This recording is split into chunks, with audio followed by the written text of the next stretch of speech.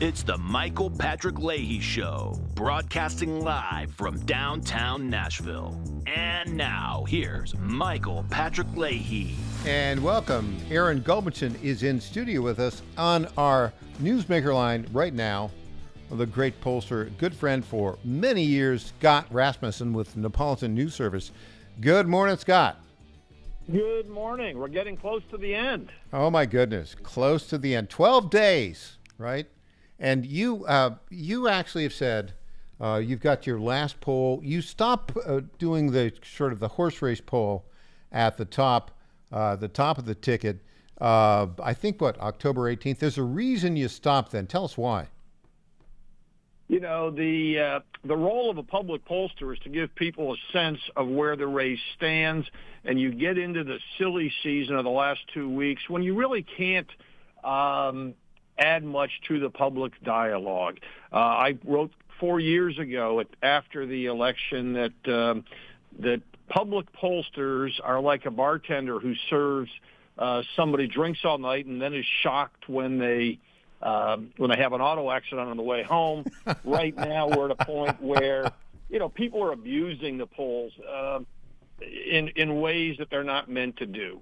So it's just, we think the race is very close. Right now, the advantage clearly is tilting in Donald Trump's direction, but it's easy to get carried away, and a lot of people are overconfident of his victory. So you think people on the Trump side are overconfident of his victory right now? That's correct.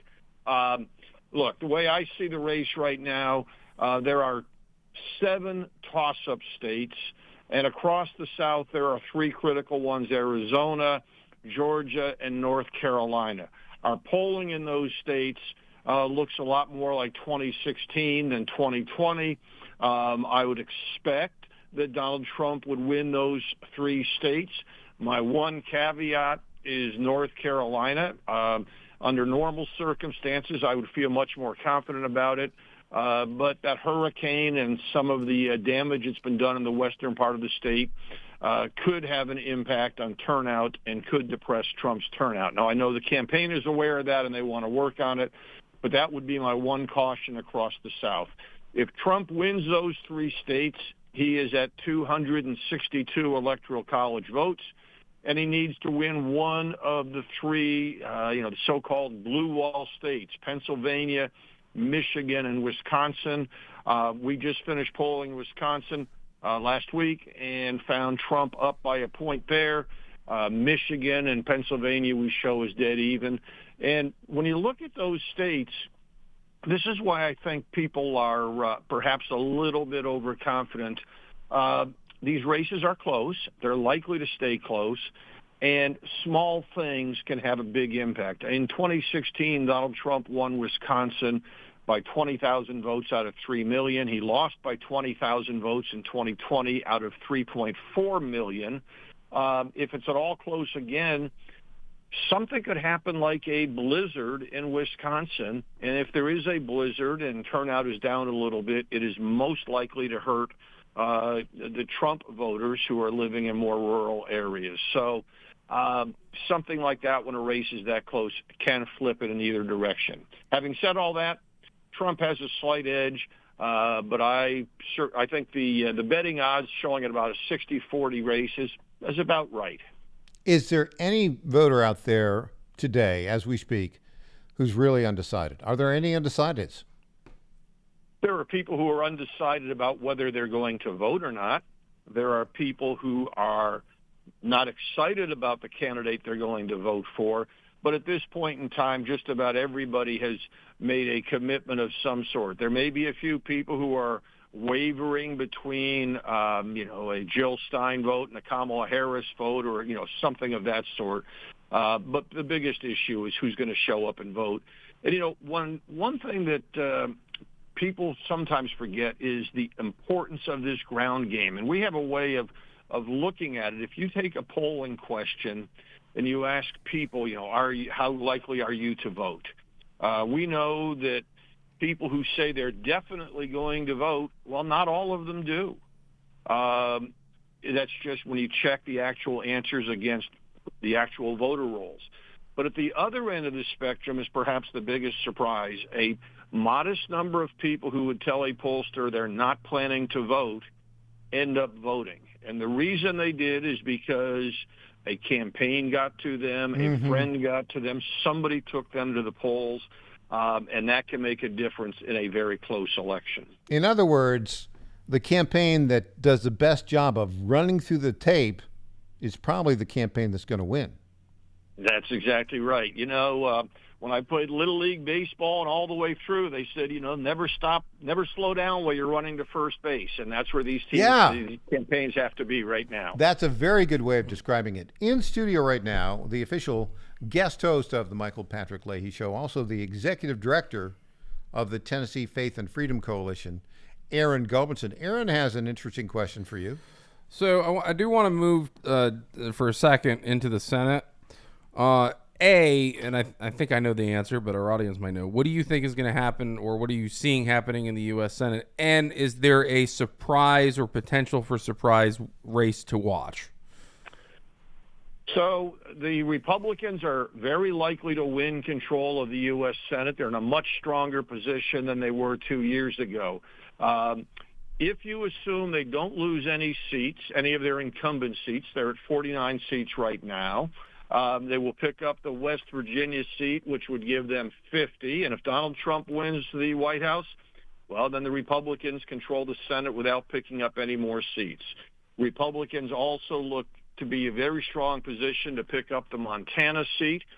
Tim Sheehy is the likely beneficiary of that. John Tester, long-time Democratic incumbent, very popular in the state, but he's fighting political gravity. Trump is going to win that state by about 20 points and probably carry Sheehy across the finish line. That would get the Republicans to 51. A few weeks ago. One of the reasons that those races are closing is the issue of biological males playing in women's sports. Those issues have been getting a lot of play in those key states and appear to be gaining some traction.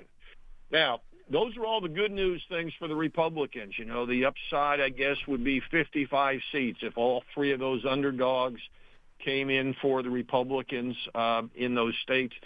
The one place that is a potential surprise to watch for, and it could be an unpleasant surprise for the Republicans, is in Nebraska, where there's an independent challenger running who is I would still say a fairly significant underdog because Nebraska is likely to lean in the Republican direction for people who are undecided. But that's a race that, if the Democrats have a very good night, could be a negative surprise for the GOP. Yeah, kind of pulling the Greg Orman independent ploy, you know, they did in Kansas, and they pretend to be independents. They were, obviously would caucus with the Democrats. Well, Scott Rasmussen, as always, it is great to hear from you. Love your analysis, and thanks for joining us. Come back after the election, and let's see how this all played out. Well, that sounds great, and let's just hope that we know who the winner is very shortly after the polls close. I'm with you on that one, Scott. All right, have a great day. Thanks. Scott Rasmussen. What a great guy. Isn't he? I first interviewed him back in 2009 when I was working for Roger Simon at PJTV. And on that note, when we come back, we got some local news. We do. That we want to talk about Williamson County. Michael Patrick Leahy and Aaron Gulbinson back after this.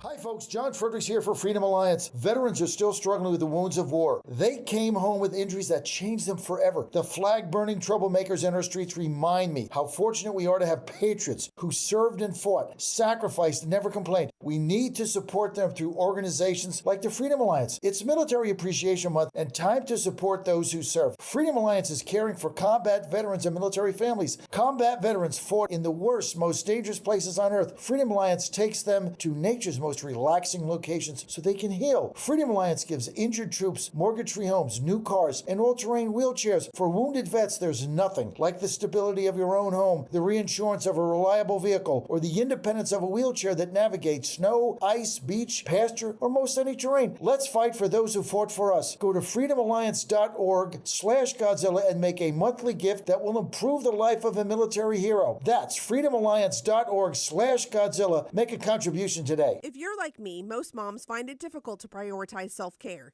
Hi, it's Colleen, Program Director at the John Fredericks Media Network. With the demands of programming 13 radio stations, it's easy to forget about the things I should do for myself daily.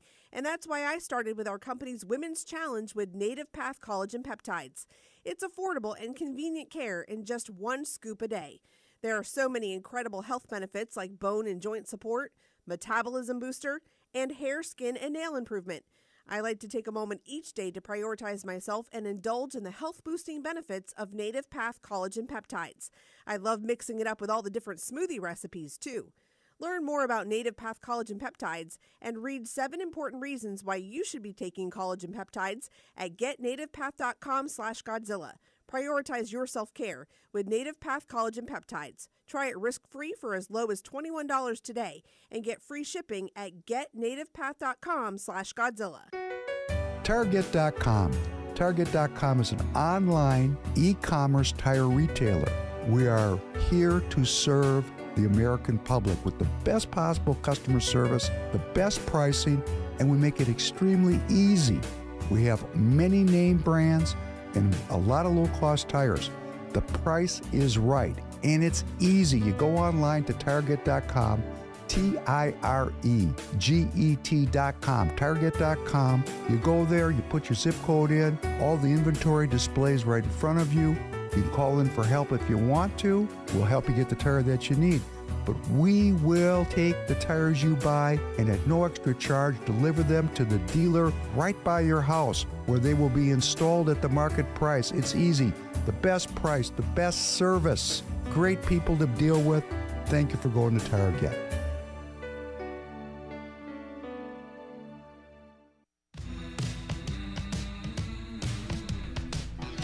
Welcome back to the Michael Patrick Leahy Show. Now, here's Michael Patrick Leahy. Welcome back. In studio, Executive Director of the Tennessee Faith and Freedom Coalition, Aaron Gumson. Aaron, big news the other night at the Williamson County Board meeting. Tell us about it. Well, I think we discussed what was about to happen last week a little bit, but just to kind of review, in about March of last year, the Williamson County School Board passed with a 7-5 vote a condemnation and a stated opposition to Governor Lee's education savings accounts plan and universal school choice in general. A key point of that particular resolution, and I want to make sure, is it because this was the subject of some conversation, the previous resolution opposing school choice stated in the future as well. It wasn't limited to one bit of legislation. In the interim, 4 new members of school board were elected. A new chairman. Democracy at work. As I said, well, I'll give you the I'll give you the end of the story before I tell you how we got there. The social media post I did was elections have consequences. Eric Welch, the most liberal member of the school board, and Gary Humble, who opposes school choice, got clobbered tonight. That was on Monday. So in the interim, 4 members of the school board were, there was a big changeover. Mm-hmm. Okay, so let me do the math. Before this election, it was 7-5 opposing school vouchers, right? Yep. So if you would figure that if all 4 of those who voted against school vouchers were kicked out, it could be shifting from 7-5 against to 9-3 in favor. Yep. That would be the logic at the beginning of this thought. And as tends to happen in these situations, that's exactly kind of the operating majority you have at the moment.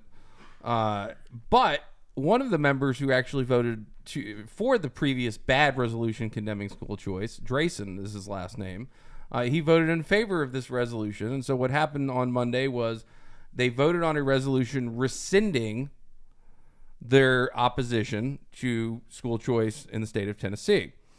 I went to the meeting.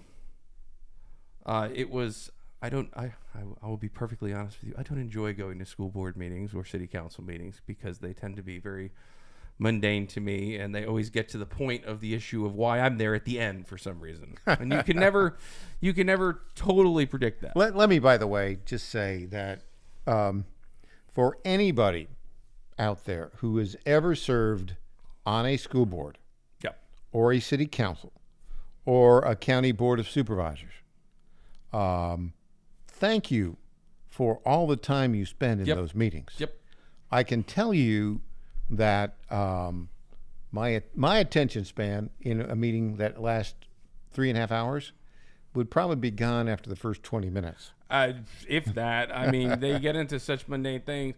I would be the guy called, if I was sitting on a school board or a city council or county commission, I would be the guy called out of order because I'd be calling the question every 5 seconds on the particular issue and then looking around trying to figure out when I can make the motion to adjourn.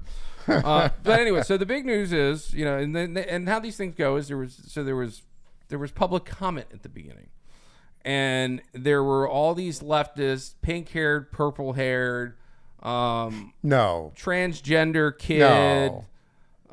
Pink hair, which purple there's no hair. such thing as a transgender kid, by the way. There's mentally ill children that are then, abused by adults. And let me just stop. That's true. I mean, there aren't transgender kids. Yeah. There are mentally ill children that have been abused by adults, and Yep. confused and persuaded to do this terrible thing. So there were those people speaking out against it. There was a number of leftist activists. Also, the head of the teachers union in Williamson County spoke out against rescinding opposition So to school choice. predictable. There was a candidate. There's a Republican nominee for county commission he didn't speak, but he was there. He goes to every meeting. Named Bill Petty. He's District 10 in Williamson County. He is a Republican nominee. I thought he should have been campaigning. I'm not sure why he was sitting in the room, especially when he napped through half the meeting, which I don't blame him for. I was considering napping at some point in time. But and then, so it was predominantly, 95% of the room was leftist Marxist activists. And then there was the pseudo-leftist Marxist activists because there were 2 members of Tennessee Stands who were taking pictures and filming everybody. So... and I will say, I apparently had many pictures taken of me, and they were all from behind, which is not my flattering side, mind you. So I don't really understand that. But I went there because we had a vested interest was coming, what was going to happen at the meeting. And let me just stop. So there's a lot of on the ground politicking going on, and it has to do with special interests like the teachers unions. Yep. And pseudo-Marxists, Yeah. activists, who, for reasons that are not associated with providing a better educational opportunity for kids, having to do with their own political power, that are opposing the governor's universal school choice program, which is going to be the signature accomplishment of his 2 terms in office, and which will be the very first bill considered by the Tennessee General Assembly when it reconvenes here in Tennessee, in Nashville, in January. Yep. And so we had that, but I was making observations of the entire time. The Tennessee Faith and Freedom Coalition did send an email out urging the board to vote the way they wound up doing, which was 10-2 in favor of rescinding their opposition. So it's a big deal. It's a very big deal. I have no tolerance, as I've said many, many times on the show. I have no tolerance for anybody on the right who tries to make the same argument that the left does on school choice or any other issue. You're not on the right at that point. You are a pseudo-Marxist. So I have no problem taking a baseball bat to that facade that you have when it says you're the most conservative person in the room. If you're not for school choice, you're not conservative. If you're not for right to work, you're not conservative. There's just so many. Yeah, it's a long list. You're not for if you're not for destroying child and human trafficking, you're definitely not conservative either. So, well, but overall, for the most important bill, yep, that will be introduced in the next session of the Tennessee General Assembly, this decision, this 10-2 vote, by the Williamson County School Board to support the governor's proposal for universal school choice is quite significant. To be clear, what they did was remove the opposition. Rescinded the opposition. So they didn't support. In layman's terms, what they did was they kicked out the old resolution, and which is very important. So technically, the board is neutral at the moment. But they rescinded the opposition. Yeah. So the Williamson County School Board no longer stands in opposition to the governor's plan. And there've been efforts among other some rural counties to organize school board opposition to it. Mainly spearheaded by teachers unions. Right. That there are people in rural counties that listen. If you're, I think I would say a blatant fact here. If you're a Republican, there should be no way you should be kowtowing to the teachers unions whatsoever. They take their members' money and then they go and support Democrats. So it's utterly ridiculous. By the way, I think a little bit of news that came that day. Now, I did notice that you had the Senate Majority Leader on the show earlier today. I did. So you might have discussed this, but did he get into when he's filing the Senate version of the school choice bill? Tell me. No, we didn't. All we focused on was the Supreme Court hearing, the oral argument on the case to the left, Biden administration, ACLU want to basically throw out the very common sense law that would prohibit transgender surgery of minors here in Tennessee. Jeez, that's very, Anyway, the left has no common sense. But this is not inside baseball. This was publicly reported at the work session meeting that occurred earlier in the day on Monday with the school board. Leader Johnson went and spoke to them. Where he informed them he's planning on filing the Senate version of the school choice bill on the day after the election. Makes sense. And I believe that means the House version will also be filed that day as well. But we'll stay tuned on that. Makes a lot of sense. So this victory, and this is really a political victory for Governor Bill Leahy in Williamson County, is so very significant. Mm-hmm. Because, the Williamson County public school system is generally regarded as the most important and most successful county school system in the state. Now, the leadership there, the administrative leadership, more than a little bit leans left, in my view. I think that is the generic. I think that's the archetype of a person who gets involved in the public school system, right? Yeah, no, I think that's exactly right.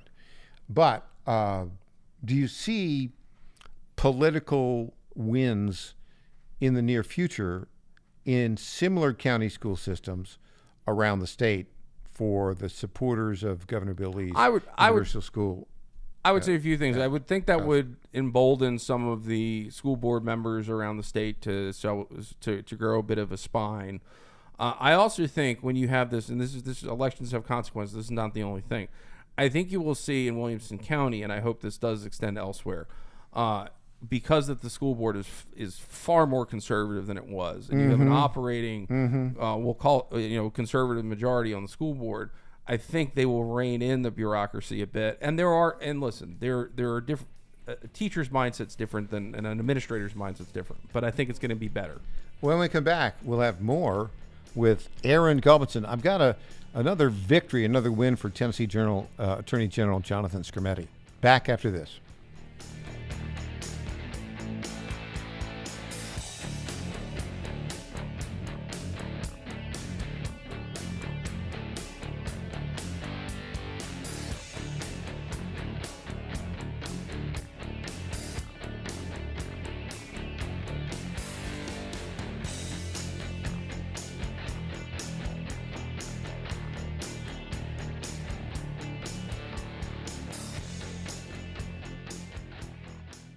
Fellow Americans, my good friends, I've known them for a long time, at D.T. McCall & Sons have the deal of a lifetime for you, and nobody knows deals like I do. That much I can tell you. Nobody knows deals like I do.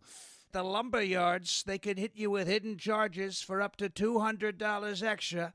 They'll charge you for cords and hoses and haul-offs. Your money goes all over the place and out of the state, and most importantly, out of your pockets.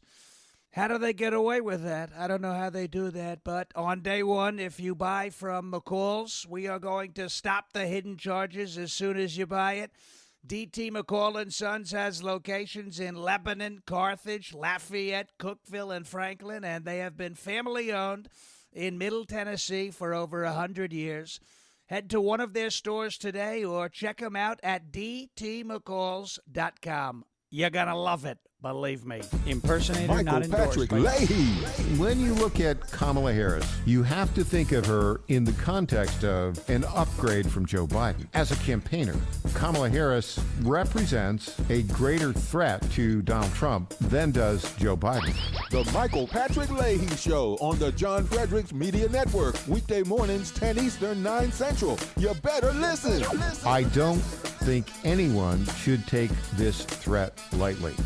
Mutts Cuts Grooming. This summer, never leave pets in vehicles while running errands. Even with windows cracked, 80 degrees can shoot up to 120 degrees, causing heat stroke, dehydration, and even death. So keep pets hydrated, shaded in cool areas, or just leave them at home. That's from Kathy, Candy, and the staff at Mutts Cuts Grooming, the people with warm hearts for those with cold noses. For your pet's grooming needs, call 931-645-9220. That's 931-645-9220 for Mutts Cuts Grooming in Clarksville, Tennessee at 1479 Tiny Town Road. Hey there, this is Lenny McGill, founder and CEO of The Glock Store. As a proud sponsor of this show, you may have heard Michael Patrick Leahy mention us a few times over the past 4 years. But today, it's me on the radio telling you how pleased we are to be associated with Michael Patrick Leahy and his dedication to the highest levels of professional journalism.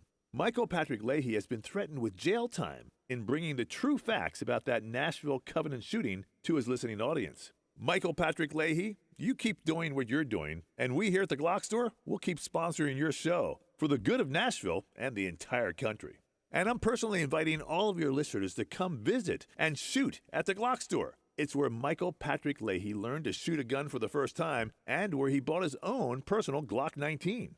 I'm Lenny McGill, founder and CEO of the Glock Store here in Nashville, just minutes from the airports, worth the drive from anywhere, and a proud sponsor of Michael Patrick Leahy and the Tennessee Star Report. Welcome back to the Michael Patrick Leahy Show. Now, here's Michael Patrick Leahy. And welcome back. One of our lead stories at the Tennessee Star, TennesseeStar.com, Biden-Harris administration colluded with nonprofits to send thousands of illegal immigrants to Tennessee before a lawsuit by Attorney General Jonathan Skrmetti halted the process. Aaron Gobinson, you have been all over these stories about how the Biden-Harris administration has been bringing illegal aliens into the United States, throwing them all around the country. Now, what's interesting about this is this story has another element to it. These were a bunch of illegal aliens that were in a federal facility in Louisiana. Right. And we know that about 7,000 of them were released all across the country. Some of them may have gone to Tennessee until General Skrmetti's lawsuit stopped that process. But what is stunning to me is that an illegal immigrant, a legal alien in that facility from China had a rare case of tuberculosis. And apparently was released to the rest of the country and apparently may have infected all those other 7,000 that have been released to various parts of the country. Your thoughts on this, Aaron Gobinson? I mean, listen, this we the ones from China this doesn't affect, right? But this underscores we need President Trump back in office. If you look at the accomplishments of our Attorney General and what he's been able to expose on this front and so many others, I would advocate for tripling and quadrupling and quintupling the budget of that office, because if you could see what they've been able to do now, I mean, I can't, I'm sure they're listening right now going, oh yeah, we'd go for that. But no, seriously. I mean, and this is one of the. I do want to quote from the article. Additionally, 30 of these illegal immigrants were assigned ICE's highest security threat level, while others had criminal records, including homicide, sexual assault, aggravated assault with a weapon, armed robbery, kidnapping, smuggling aliens, drug trafficking, burglary, and fraud. This is what the Biden administration. This is what the Harris-Biden administration is bringing into this country, and we wouldn't know to the extent of what it was happening in Tennessee without the Attorney General. Yeah, quite true. Now, the other part about this that is, troubling to say the least is this collusion between the former mayor, John Cooper, and the Tennessee Immigrant and Refugee Rights Coalition, and sort of the Biden-Harris ICE officials. Yep.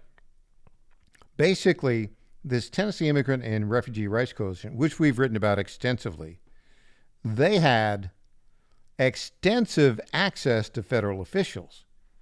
So, for instance, here is an email that an ICE official wrote to the executive director of Turk on December 6, 2022. I'm following up on whether your organization or partners could be interested in supporting a released non-citizen. And then the executive director of Turk replied, would it be possible to meet at your offices tomorrow? I'm available. And basically, so here, think about this. This is the Harris-Biden plan. We are going to release all of these illegals, many of whom they've not been vetted. They have tuberculosis. Yep. This Chinese guy has a rare form of tuberculosis. And as you know, you may recall, one of the driving issues that helped get Donald Trump elected in 2016 was, and right now you look at it and you say, well, that is a minimal problem compared to the illegal alien problem we have today. But they were bringing in, through the Refugee Resettlement Program, which is a legal program, Syrian refugees. Right. And also, which I documented extensively in my reporting at Breitbart News, they were bringing in, through the Refugee Resettlement Program, immigrants who had very high instances of latent tuberculosis and high instances of active tuberculosis. Now, history appears to be repeating itself because they're not doing any health vetting of these illegal aliens, and they're bringing in diseases. Listen, the old argument that the left used to make was, so, there are people who come here for a better life, right? And, nobody's going to... They used to say, basically the left used to say white people didn't want to, mow their own lawns, essentially, right? These are good people coming over here, blah, blah, blah. That is not the case. This is they're diseased people coming over here. These are drug smugglers, human traffickers. These are all facts. And the left doesn't even use the old argument on their old argument. But look, this is something larger. And I know this audience knows this, but without borders, you do not have a country. I believe this entire 20 years of this that we've seen with these nonprofits, the Soros stuff, other funders of it, the Harris-Biden administration, I think, they're all guilty of treason because they're subverting the borders of the United States of America. But they're subverting the borders, but they're lying about it. Yes. As if you watch that CNN word salad debacle of Kamala Harris, I mean, she was asked point blank, what are you going to do to stop it? And she says, well, I'm in favor of a secure border. She's done everything to violate a secure border. Yeah.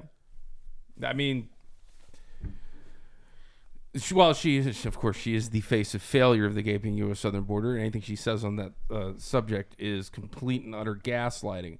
But I think this is all purposeful. I think this is to destroy America as we know it and to reshape it into their own Marxist form. And basically, eventually, we talk about it, and it's not a red herring. If you get mass amnesty in these cases, you will have a whole another group of Democrat voters, and they want that group of voters. No matter listen, Republicans can turn around tomorrow, not that they're going to, and turn around tomorrow and suddenly become in favor of amnesty. They wouldn't get those votes.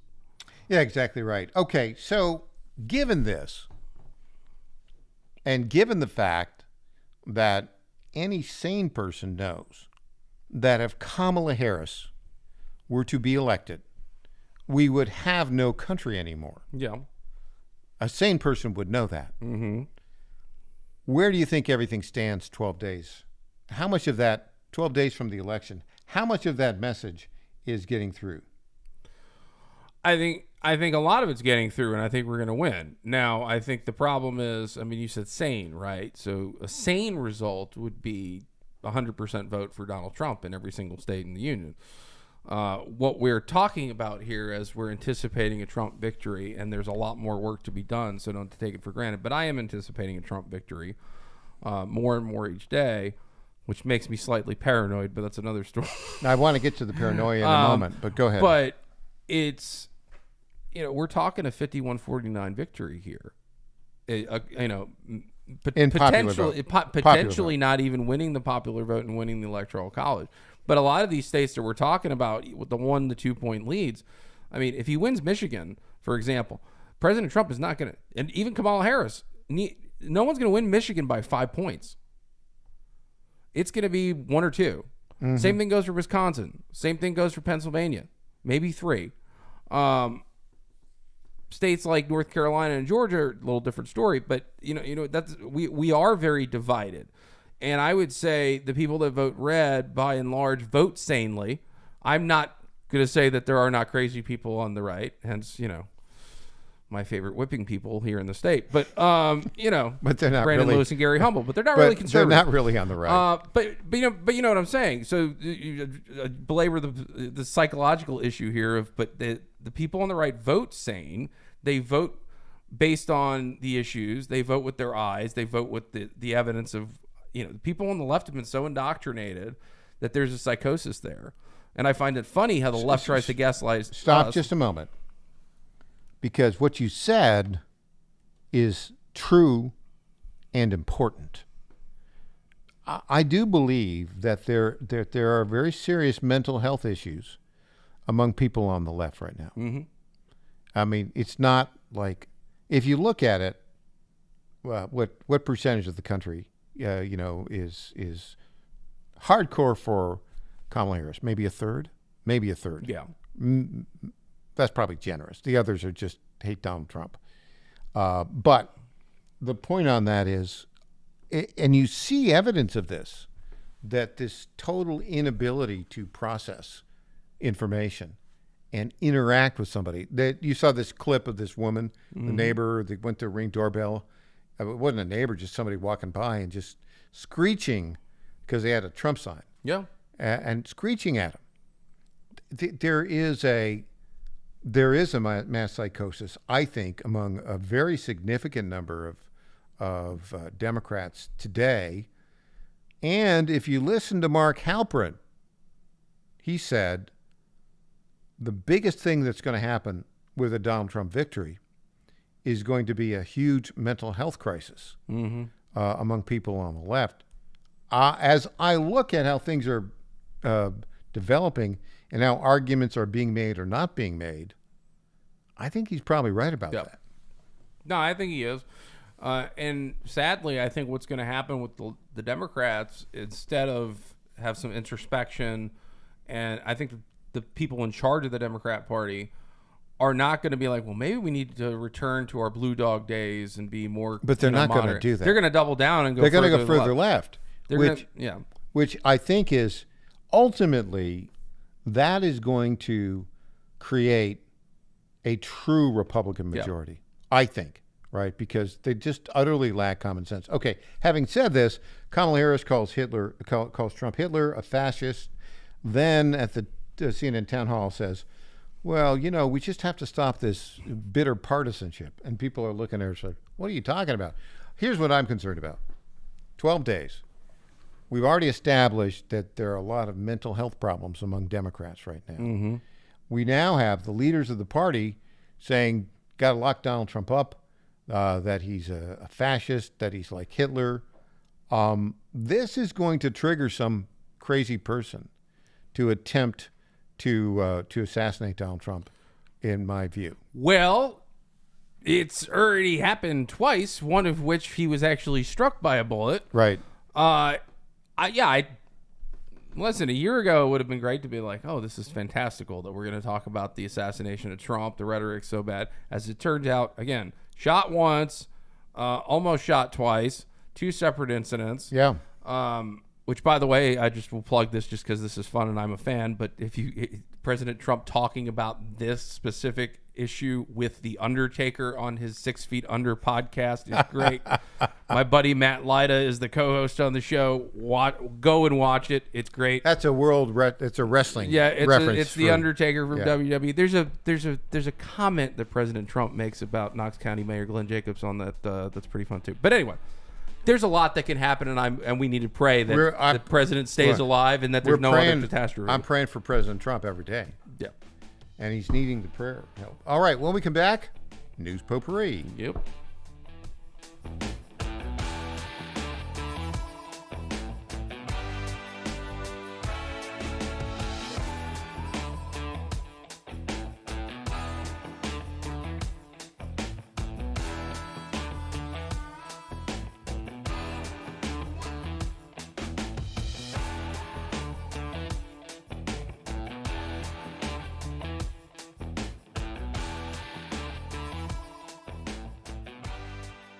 Carmichael, CEO of Soul Tea, a supplement to help you have a healthier heart and stronger cardiovascular system. At Soul Tea, we regularly get emails from our customers telling us how Soul Tea has helped them. Like this one from Kelly. Hello, I'm 58 years old and have had high cholesterol for years. I wanted to stay away from prescription drugs. My husband and I have been using Soul Tea for about 13 months. My results have been amazing. My cholesterol levels went from 291 to 129. I am so impressed with Soul Tea and want to thank you. Now, in my own case, my bad cholesterol dropped from 130 to 89, and that was 20 years ago. I'm 75 years old and I take 0 prescription drugs. To get a great deal on Soul Tea, please go to GodzillaHeart.com, and when you check out, use the code Godzilla to get our best deal, which is 50% off your first shipment and then 3 bottles for the price of 2 thereafter.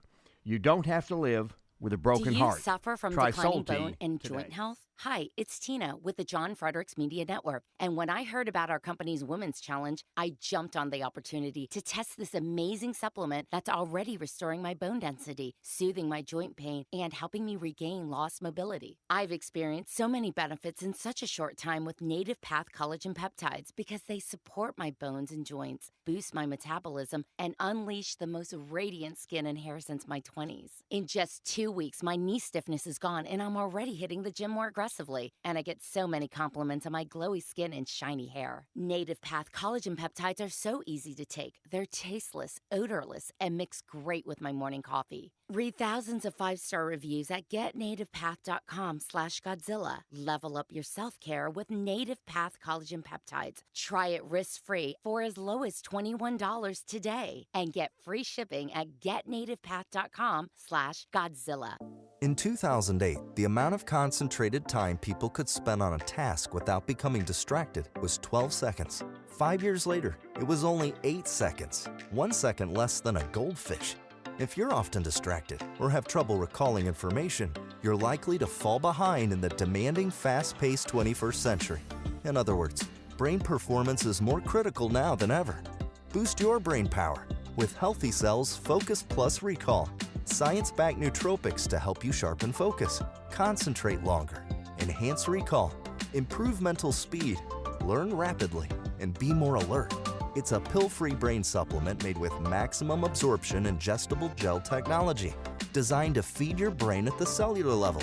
Take it for a test drive. Go to healthycell.com and use code GODZILLA for 20% off your first order of Focus Plus Recall.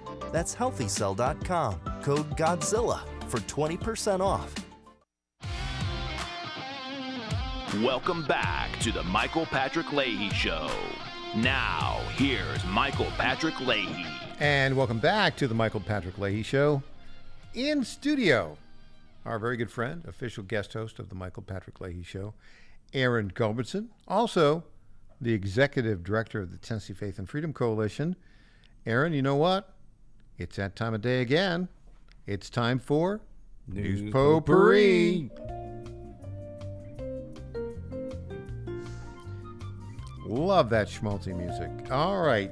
Yes, News Potpourri. This is the portion of the program where we talk about those stories that are important but don't necessarily merit a full segment.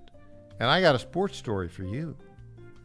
You do? For the first time in over 40 years, the two classic, iconic franchises, the Los Angeles Dodgers and the New York Yankees, are meeting in the World Series. And I know it's a sad day for a Mets fan like you, but it's Shohei Ohtani for the Dodgers, Aaron Judge from the Yankees. You can't beat that, right? As I despise the fact that the Mets lost to the Dodgers, but it was a crazy run. They weren't supposed to go that far. They were an 89 win team that made it to the National League Championship Series, Game 6 against the Dodgers. The thing that I hate more than anything else in the universe is the New York Yankees. Yeah. So go Dodgers. Yeah. Well, but again, for those of us that grew up in the 50s and the 60s, I mean, there was no better World Series rivalry than the Dodgers and the Yankees. Now it was the Brooklyn Dodgers in the early 50s. Yeah. Yep. But you had the classic Don Larson game, perfect game, 56 World Series, I think that was, and then of course you had the 63 and 65 World Series. Well, the 63 World Series was a Dodgers-Yankee World Series. Dodgers won that one, and 65, I guess the Dodgers beat the Twins. 81, the Dodgers beat the Yankees. That was the last time they played together. The Dodgers won the World Series, about 4 years ago? Right? I forget who they played, but do you know how much the tickets are? Average ticket price is $1,300. I saw $1,700. I would not pay that. Whether $1,300 or not to sit on the moon. I mean, no, it's just like, and we're talking a stadium that fits 40 to 60,000 people. This is not a tiny. Well, right? yeah, and the other thing, both stadiums. What I don't like about it is that at that price point, who can go to a game, right? The basically baseball should be for kids and their parents who want to see their heroes. All sporting events. I mean, I'll give you an off the top of my head segue into another bit here. WrestleMania is going to be in WWE's WrestleMania is going to be in Las Vegas next year, and the tickets to the general public have started. At least if you know what the pre-sale password is and sign up for an email list, and I think in the next day or so they go on sale, and they have dynamic pricing, and we've seen a lot of problems across concerts, sporting events with this dynamic pricing thing, and I'm watching people posting these things on little message boards and how much they got for a ticket. And because of the dynamic pricing, I mean, people on the 100 level have gotten a ticket, and then they find that the ticket's more expensive on the 400 level on the moon because of dynamic pricing. Something I'm a free market person, so I think that I think Ticketmaster and those types of websites probably need to modify their business practices, but the organizations, the teams should probably get involved a little bit too, because I honestly think while they're making money off of this, it's the third-party seller that's actually screwing with the numbers the most. Got another story for you. You know who John Ralston is? John Ralston reports. He says, quote, "I've been saying that a turnout war between the Harry Reid machine in Nevada and Elon Musk / Charlie Kirk is not a fair fight, but I see Elon Musk has hired Chris Carr, a universally respected GOP operative who knows Nevada, and helped assemble a turnout model for victorious Governor Joe Lombardo." There you go. So another gaslighting in America story. Actually, I got two for you. The latest Democrat attack on Trump has been today, where yet another fake story and this is from The Guardian, Donald Trump groped me in what felt like a twisted game with Jeffrey Epstein, former model alleges. Well, there's a few holes to the story, and This was from like 1993. Yes. She just remembered it. Yes, she just remembered this. But here's the key thing. Part of her story included hanging out with Epstein at his brownstone, and then Epstein saying, in 1993, saying, oh, let's go see Donald. Well, of course, this incident never happened. But, they should check the dates. Epstein didn't move into that brownstone. I looked this up, as did many other actual reporters, until 1996. Yeah. So a little problem there. Hey, we've heard from Donald Trump. This is no surprise. He's just said he would fire special counsel Jack Smith within 2 seconds after his inauguration. Yeah, I think so. Also, here's one, a little, Kamala Harris's husband, Doug Emhoff, the one who knocked up the nanny and then got a divorce from his first wife. Didn't like that. It's kind of surprising. Headline, exclusive with the Daily Mail. Kamala Harris's husband, Doug Emhoff, this is from a New York City female attorney. Kamala Harris's husband, Doug Emhoff, slapped me in the face so hard I spun around. I'm disgusted by his fake perfect spouse persona. Doug Emhoff's ex-girlfriend, speaking exclusively to DailyMail.com, claimed he slapped her in the face so hard she spun around at a 2012 celebrity event in France. The woman, a successful New York attorney, is remaining anonymous, but decided to speak out after Emhoff denied the claims through a spokesman. Yeah. Emhoff, yeah. Phony. Yeah. Another gaslighter here is you got just go on Drudge Report. You'll find gaslighting in America every time. Harris hits 50% in top poll in all red. Yeah. No, Harris is, Donald Trump's going to win. But so long as we run through the tape, go out and vote, get your friends to vote. Aaron, thanks for joining us today. Always fun. All right. Up next, Rob Carson. I'll be back tomorrow morning at 9 o'clock. I hope you have a great day. I'm Michael Patrick Leahy.